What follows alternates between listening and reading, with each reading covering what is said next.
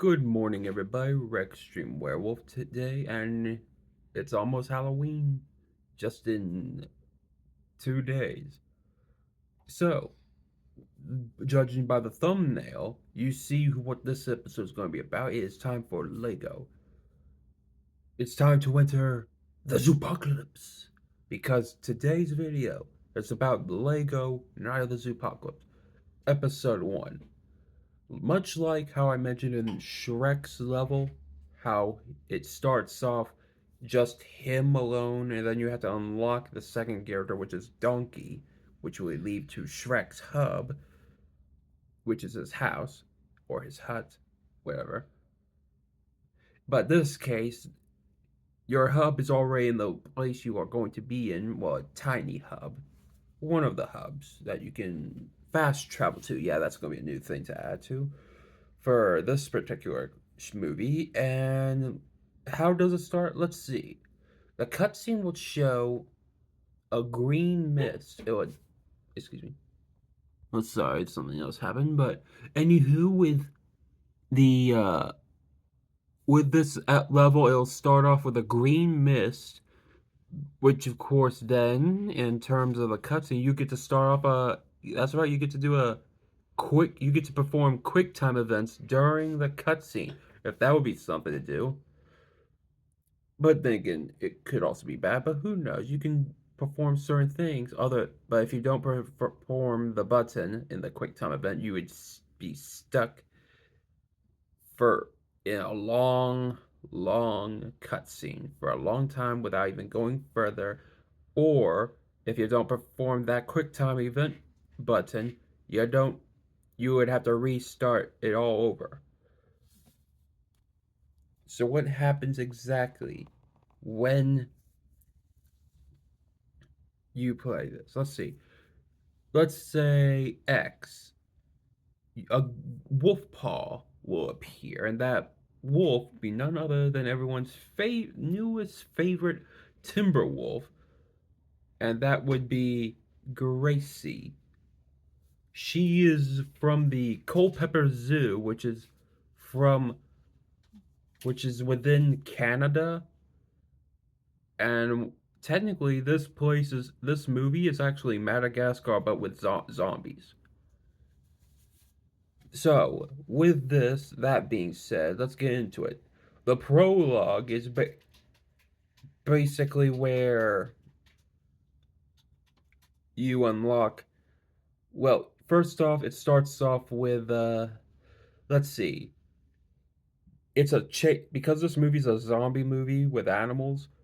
Most of the levels are going to be chase scenes, as in you gotta run away, like escape scene. Run away particular levels. So these runaway levels or these chase levels are where you play as the character, but you have to run away from certain things. So it starts off with Gracie running away from a massive black shadow with many eyes.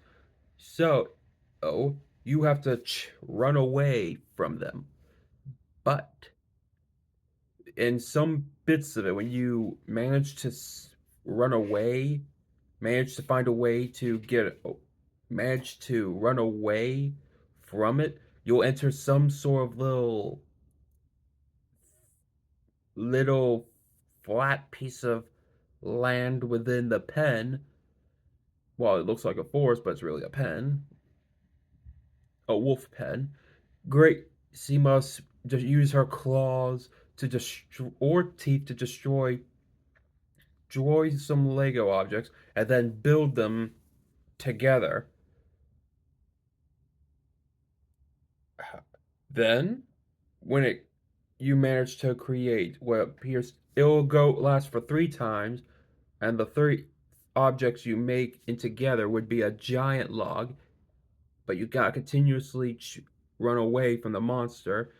Speaking of running away, there will be markers that'll hint that there's either a rock or a log that you would have to jump over, or at least dodge. If it was a rock or some version of a rock, you would either jump or move side to side. If it was a log, you would have to jump up. So when you finally manage to trick the monster into the log, here's the thing. It'll open up a new cutscene where, oh yeah, before I get to that, you play single player yet again. But when the cutscene appears, it is revealed that the black massive shadow is actually her four brothers, Bob, Maynard, Floyd, and Hank. All four of them combining into one shadow, and yet it was apparently the prologue, was really a darn form, a form of teaching to learn to work together as a pack. And of course, but apparently Gracie laughs at that because it seems more like a game to her. Which, of course, she then has to unlock. But of course, to even get to Grandma Abigail, oh yeah, when Grandma Abigail calls ya, actually, no, we'll just leave it at that. The second level, subspecies of the level, no, actually, that would pretty much be the prologue level. But of course, it also has to involve a little thing where the wolves have to help Gracie. However, the wolves, despite being part of the first group, on okay, imagine the character sheet from the top left, it will be Gracie, obviously, but there will be a space, and then the next circle would have a character that is the more main character. The Wolf Brothers are in a different section. Like they're going to be in a little bit of a different, like somewhere in the middle. And there's a reason for that because, or maybe under Gracie, so that you could see them. But then again, they would probably be on the top row, and there are a few animals where you would have to play as. So, Gracie's the first one, but the wolves, while they would be considered second, they're not technically that. Because as soon as the prologue is over, you go into the first level. The first level is where you basically just do some sort of thing where you get to listen to the Culpeper Zoo song, and Gracie has to sing along with it, but of course she has to make it there. Like it's like a training, like how to play her. Let's while I do in the past I tried doing those character analysis. Let's just do the character analysis for her right now. She would be a medium figure, and because she's a girl figure, she has the ability to double jump higher, like maybe like a little somersault in a way, but she's also able to use those agile poles so that she can pole vault herself to higher places or new places in general. She can all and don't forget in the first cutscene where it reveals with the Night of the Zoopocalypse title with all the music, Gracie it also is a climber because of those claws. And because she's a wolf, that also means she's able to break glass with her howl, or more so, well, there might be different ways to howl. For one instance, she could probably howl the song of the Culpeper Zoo, or she can make a devastating howl attack that breaks glass. And while she is a teen, she is sort of a puzzle solver. So imagine puzzles like that of Lego Indiana Jones 1, where you have to do those little. You gotta pick the ones that were glowing, and then you have to copy off of that. Or yeah, that's pretty much one of them. One of the more scientific puzzles that she could solve. She can also dig with her claws too. So don't forget about that.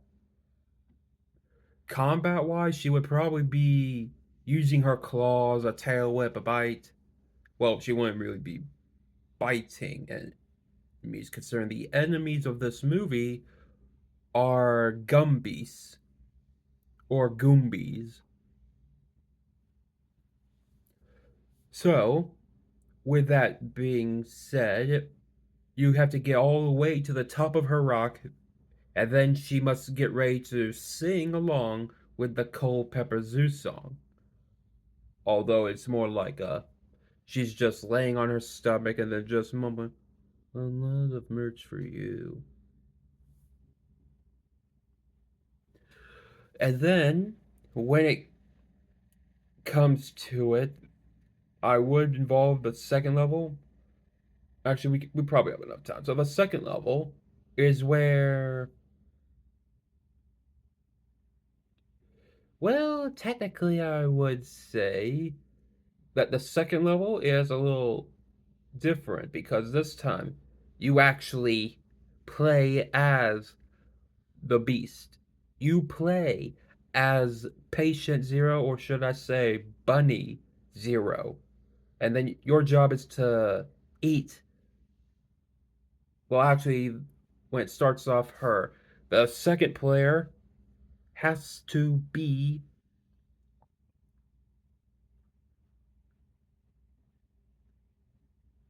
If it was multiplayer, because these two levels are pretty much only, well, three levels right now are single player mostly.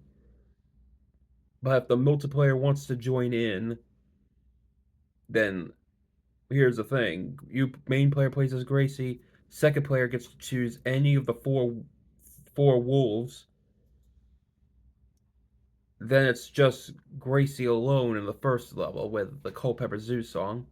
The second level with the meteor coming in, Bunny Zero.